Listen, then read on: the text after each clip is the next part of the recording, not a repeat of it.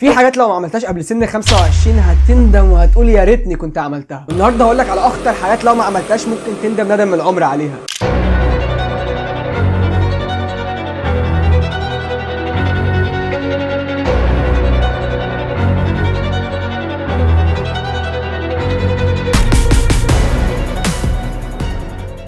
مش كلام تنمية بشرية ولا كلام تحفيز ولا أي حاجة من الكلام الفاضي ده كله، دي حقيقة كلنا هنمر بيها وأنا مريت بيها وجاي أقول لك إيه اللي حصل معايا. فخلينا نبدأ. الجيش كلمة أنا بكرهها وأنت بتكرهها، وفي الحقيقة كلنا بنكره الكلمة دي، ومش عشان إحنا مش قد المسؤولية أو مش قد الجيش، بس عشان إحنا دايما بنقول إن هو بيضيع الوقت والعمر والتفكير والجهد. خليني أحكي لك قصتي في الجيش.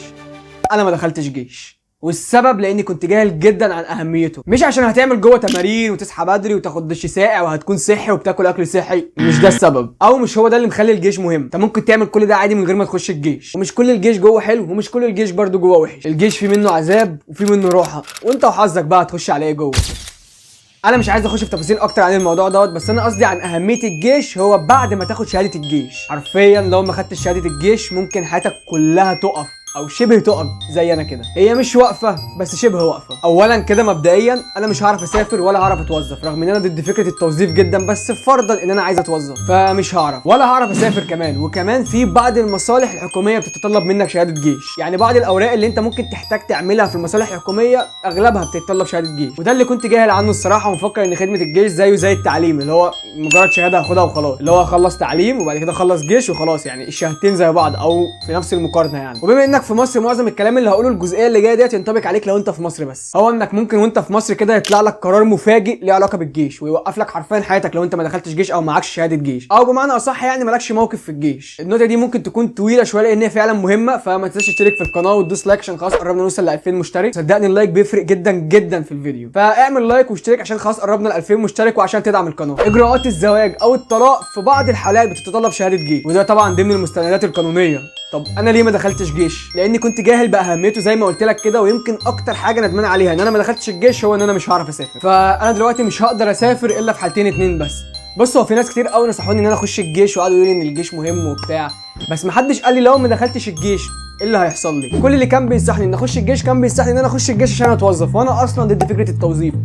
فانا كنت مفكر ان الجيش عباره عن وظيفه بس مش اكتر، لو انا هاخد الجيش فهتوظف بيه، وانا كده كده مش محتاج الوظيفه فليه اخش الجيش؟ انا بعرف اجيب فلوس من كذا مهنه ومن كذا مهاره، ايه اللي يخليني اتوظف؟ فما دام انا مش محتاج التوظيف فاكيد مش محتاج الجيش. ومين عالم ممكن يطلع لك فجاه قرار كده يصعب حياتك قوي، زي ان رخصه القياده الخاصه ممكن مثلا تكون تطلب شهاده جيش فجاه كده عادي. انت في مصر فتوقع اي حاجه. فانا دلوقتي ما قداميش غير حالين اتنين بس عشان اخلص من الجيش، يا اما اخش الجيش وده مستحيل خلاص لان الوقت اصلا فات، يا اما استنى لعمر ال 30 سنه وادفع الغرامه اللي بتبقى حوالي من 7 11 12 13 15 الف جنيه، وده طبعا على حسب المحكمه وموقفك تجاه الجيش والزمن اللي هتدفع فيه الفلوس دي. فنصيحتي خش الجيش واخلص منه، ما تغلطش غلطتي. لو انت لسه قدامك الجيش مثلا فاضل سنه او حاجه ان انت خلاص يعني قربت تخلص تعليم وتخش الجيش، فخلص تعليم وخش الجيش على طول. لو ما دخلتش الجيش وعدى سنتين ثلاثه فانصحك ما تخشوش، خلاص انت عديت اصلا سنتين ملوش لازمه، هيضيع وقتك حرفيا على الفاضي. بس طبعا الا لو انت محتاج الجيش عشان تتوظف او تسافر لحاجه فعلا انت ضامنها، وفي الاول وفي الاخر القرار يرجع لك. يعني انت ممكن يكون دخولك للجيش ليه مصلحه ليك، وممكن يكون ان انت ما تخش الجيش برده ليه مصلحه ليك، ففي الاول وفي الاخر القرار قرارك. بس لو انت لسه ما دخلتش الجيش وفاضل لك مثلا سنه او سنتين تخلص تعليم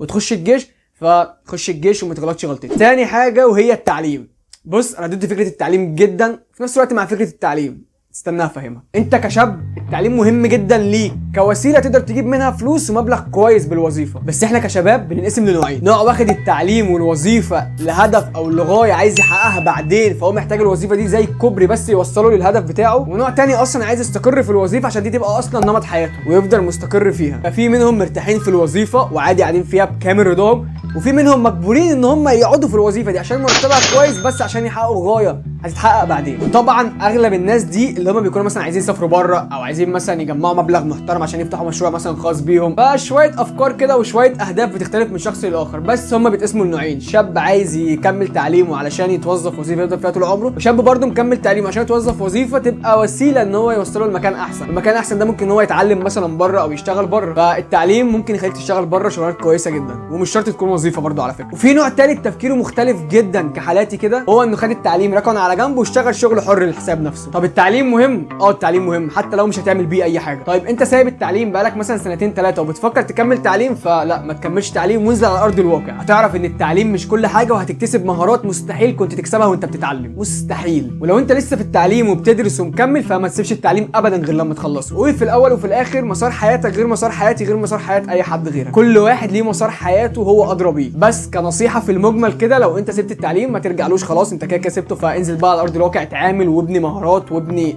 كارير ليك مثلا يجيب لك فلوس. ولو انت لسه في التعليم ما تسيبوش، خلصه. ثالث حاجه وهي اللغه الانجليزيه، مهمه جدا حتى لو انت مش حابب التعليم اصلا زي انا كده. اللغه الانجليزيه بالذات لغه مهمه جدا وكل العالم تقريبا بيتعامل بيها، فلازم وغصب عنك تتعلمها. لازم هتحتاجها في شغلك وفي حياتك العامه واليوميه، وايا كان مجال شغلك ايه هو هتحتاج فيه اللغه الانجليزيه. ومش شرط تنزل من البيت تاخد كورس في سنتر او في اكاديميه عشان تتعلم الانجليزي، انت ممكن تتعلم وتتقنها وبشكل كويس جدا من البيت، وكمان ممكن تاخد شهاده بالموضوع ده. وعندك كذا اوبشن للموضوع ده، واشهرهم هو انك تنزل تطبيق زي كامبلي مثلا. كامبلي دي منصه بتساعدك تتعلم الانجليزي فيس تو فيس لناس اصلا اللغه الام بتاعتهم هي الانجليزي، والبرنامج فيه كميه خصائص وكميه مزايا كاد لا تحصى ولا تعد. فنزل الابلكيشن ويتعامل بنفسك وشوف ايه اللي ممكن تتعلمه من جوه. وغير كامبلي في منصات كتير قوي وبرامج كتير قوي بتعلم الانجليزي، فلازم تتعلم انجليزي بغض النظر عن مجال شغلك الحالي. الانجليزي مهم جدا صدقني. رابع حاجه وهو انك يكون عندك مهاره، وما دام عندك مهاره فمعنى كانك بتحبها، والا ما كانتش هتكون مهاره عندك. سواء بقى بتحب التصوير، التصميم، التصنيع، اي حاجه، مش شرط حاجه معينه، المهم يكون عندك مهاره بتحب تعملها حتى لو ما بتجيبلكش فلوس. خليها على جنب لانها هتنميك بكل شكل من الاشكال، وبعد كده تقدر تعمل منها فلوس لو فكرت شويه وركزت. ومش بعيد تخليك تسيب شغلك الحالي وتركز فيها هي، لان هي هتبقى مصدر دخلك بعدين. مهاره بتحبها وبتعمل منها فلوس، هنا بقى تيجي متعه الحياه. ومثال بسيط على الموضوع ده هو اللي انا بعمله دلوقتي. بحب التصوير وصناعه المحتوى، ببقى مستمتع جدا وانا بعملهم، مش بحس بتعب ولا بزهق ولا بعملها غصب عني ولسه ما بتجيبليش فلوس، بس بعملها عشان انا بحبها جدا جدا، فعشان كده بعملها. وعشان برضو اول ما تجيب لي فلوس فهي هتجيب لي فلوس. خامس حاجه وهي انك تتعلم ازاي تجيب فلوس، تشغل دماغك بقى شويه، تقدم خدمه معينه لحد وتاخد مقابلها فلوس، او تعمل براند شخصي وتبدا تشتغل عليه، او حتى تنزل تشتغل في اي مكان بعدد ساعات معينه وتاخد منه مرتب لو صغير، بس عشان تقدر تعمل المهاره بتاعتك جنبه، لان المهاره زي ما قلنا لو اشتغلت عليها شويه بعد كده هتجيب لك فلوس. كلهم مكملين بعض. فكر ازاي تجيب فلوس وفلوس وفلوس، فلوس وبس، بس فلوس. سادس حاجه وهي انك تتعلم ازاي تحافظ على الفلوس اللي انت جبتها دي. جبت فلوس حلو قوي، هنا بقى لازم تتعلم ازاي تحافظ عليها، بانك تشغلها وتخليها تكبر، او تحطها في المكان الصح اللي يكبرك انت، او حتى تستثمرها في مجال مهارتك اللي هينميك بعد كده، لان المهاره اللي هتستثمر فيها فلوس هتتطور فيها اكتر وبالتالي هتجيب لك فلوس اسرع. على فكره سهل جدا انك تجيب فلوس، بس صعب جدا جدا انك تحافظ عليها. اظن انتوا فاهمين قصدي. فحاول تتعلم ازاي تحافظ على الفلوس اللي انت بتجيبها. واخيرا وليس اخيرا سابع حاجه وهي انك تتجوز. في اي وقت انت قادر تتجوز فيه اتجوز. الموضوع ملوش علاقه ولا بسن ولا بدراسه ولا حتى بنمط حياه معين، اللي هو انا قصدي ادرس واتخرج وخش الجيش واخرج من الجيش اشتغل، وبعد ما تشتغل كون نفسك وبعد كده اتجوز.